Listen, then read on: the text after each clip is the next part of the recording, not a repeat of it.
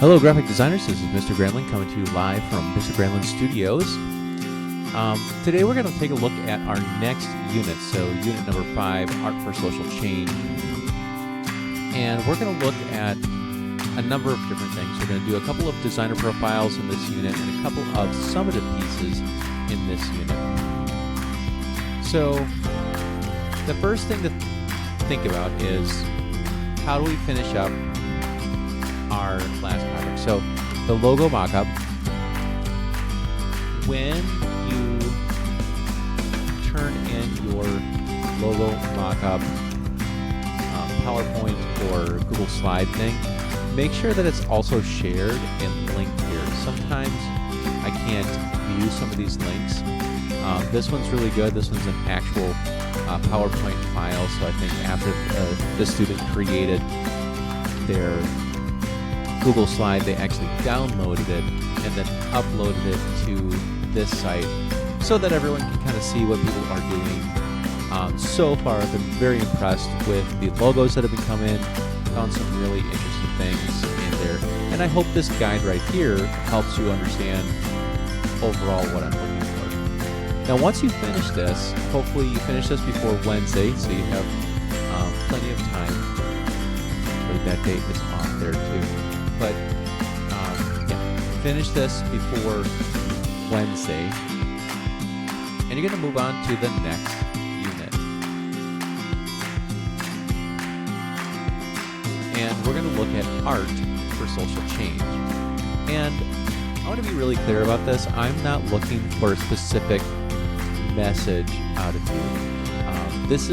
Art is always an opportunity for you to express your own thoughts to me, not for you to like try and guess what you think I want to hear and then create a picture about that. I truly want to understand your own perspective. Now, Banksy has a perspective all of his own. James Fridman has a perspective all of his own. Certain surrealists have their own perspectives as well. And I'm not looking for you to copy that.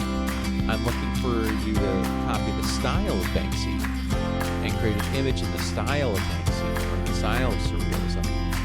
But I want that message to be something that is your own. And this isn't something that you have to show to all the other students. And I just really want to be clear about the messaging, because sometimes students want to make something that they think that I'm going to like, and that's not the case at all. So I just want to give you freedom. Once you get to Unit 5, Art for Social Change, I want you to start by listening to the designer profile about Dapper Dan. Now, just like all the other designer profiles, I have links to the podcast. It's about a 20-minute long podcast, and it's about Dapper Dan, and he was a designer and kind of a very interesting story. I'm not going to get into too much of it. But then you're going to write 3 sentences describing what it was about, 3 sentences kind of interpreting the designs of Dapper Dan, 3 sentences criticizing the information that you learned about, and then you're going to respond to another student with 2 sentences trying to expand on one of their ideas that they've offered. So start there in this unit. And once you've finished this designer profile on Dapper Dan, then you can start your Banksy Stencil project. Now in here I have a number of pictures. This video is about how to use images to their greatest impact.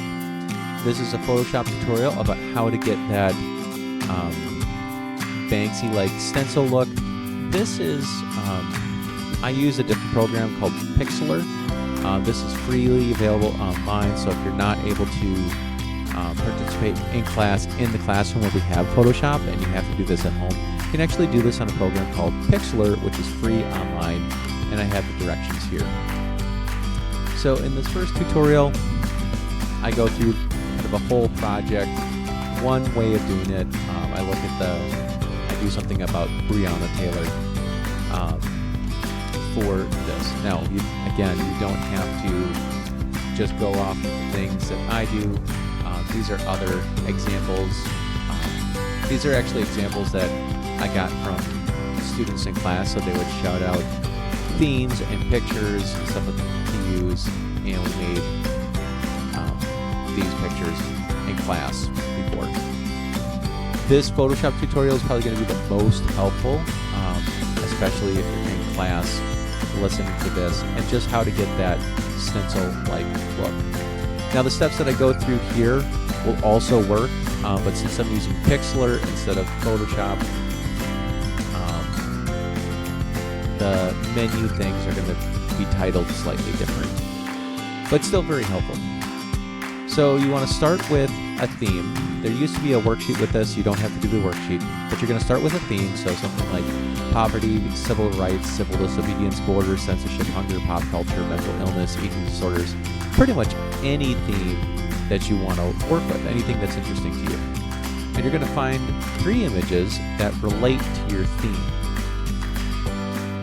And so for one example might be, if your theme is around poverty, maybe you find a picture of a homeless person, and maybe you find pictures of tents, or maybe people living in tents, maybe people holding up cardboard signs.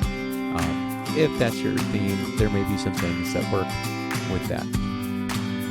You're going to turn them into a picture using at least 4 layers. Obviously, you're going to use Photoshop, not necessarily Pixlr. Follow the tutorials to get the stencil-like effect. Now, one of the things that really sells a good stencil effect is when you look up images called paint splatters.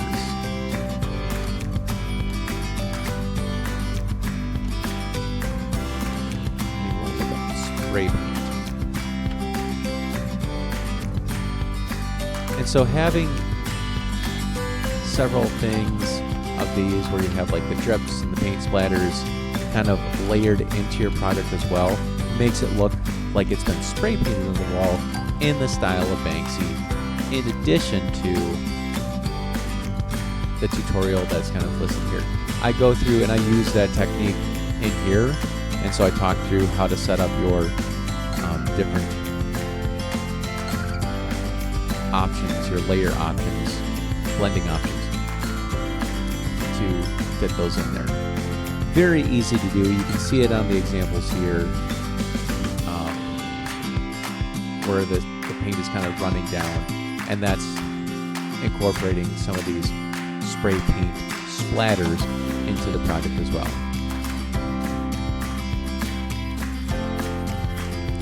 All right, designers, I hope this helps you transition into the next unit and gives you a great step into the next project. I can't wait to see the things that you create, and have a great Titan Day. And I'm sure I will see you soon. Just a little update. I'm supposed to go back and get checked out, and I'm hoping that by the end of this week I'll be cleared and I'll be able to come back to school. So I can't wait to see you all. I've missed you a ton. Keep up the good work. Work hard for the sub. Listen to them, and I'll see you shortly.